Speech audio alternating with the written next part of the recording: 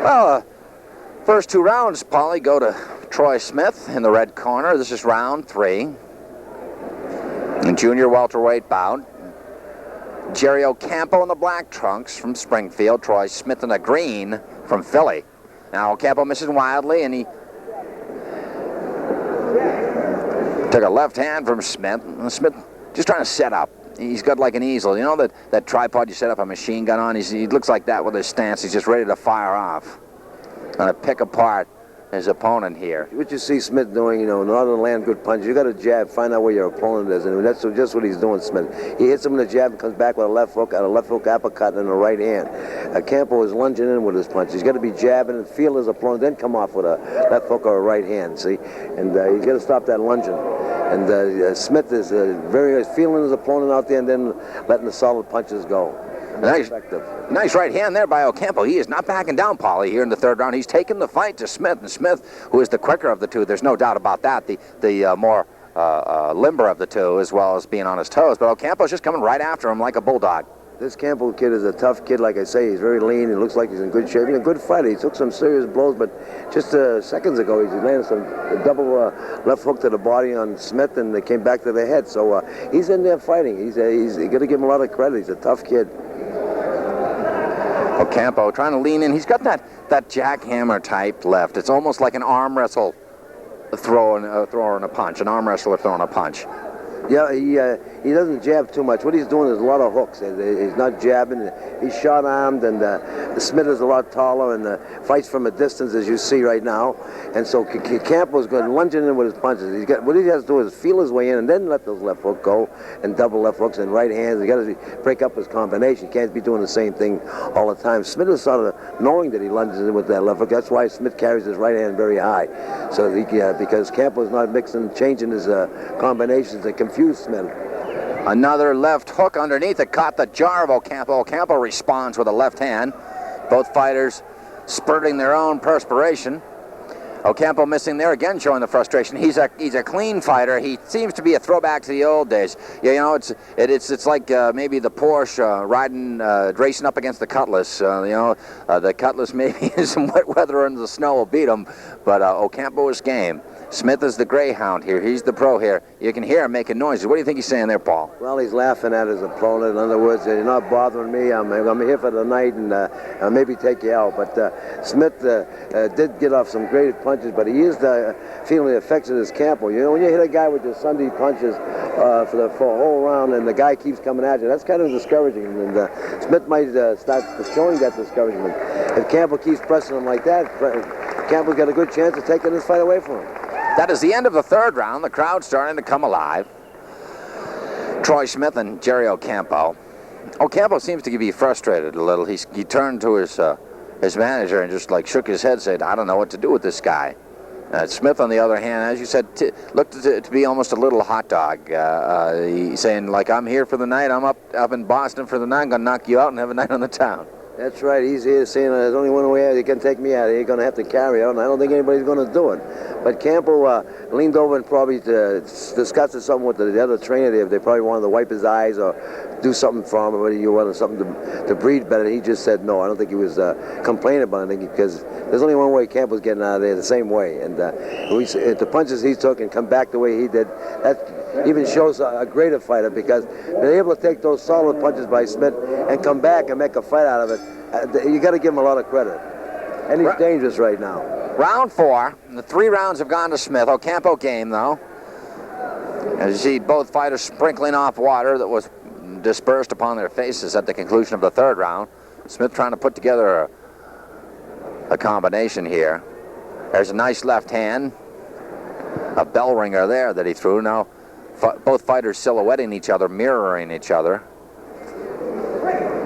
Fighters entangled. They're ordered to break. There's a shot thrown after the break, and Ocampo's warned, and now that may have irritated Smith. Yeah, it may have, but we're seeing Smith starting to move a lot now, and using that long jab to keep Campo off. Campo is pressing hard.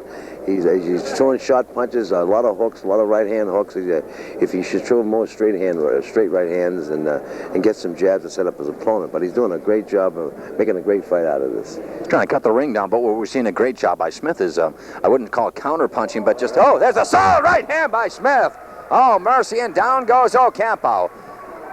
It was a right hand, and Ocampo never saw it.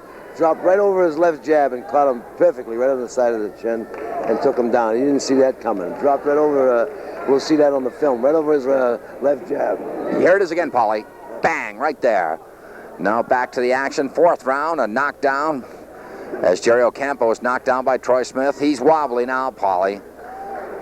He's backed up by a right hand. In fact, there's another left, a telling left that puts him on the bicycle. He's on a unicycle on a tightrope over the city, Paulie. He should be on a milk carton. He's lost. He's very weak now. His legs are buckling, and he can't get him out of the way of these punches. But he knows what's going on up there. But just when a punch hits like that, it goes right down to your legs, and your legs don't have any control. And that's when you know a fighter's really hurt. By watching his legs, he's wobbling.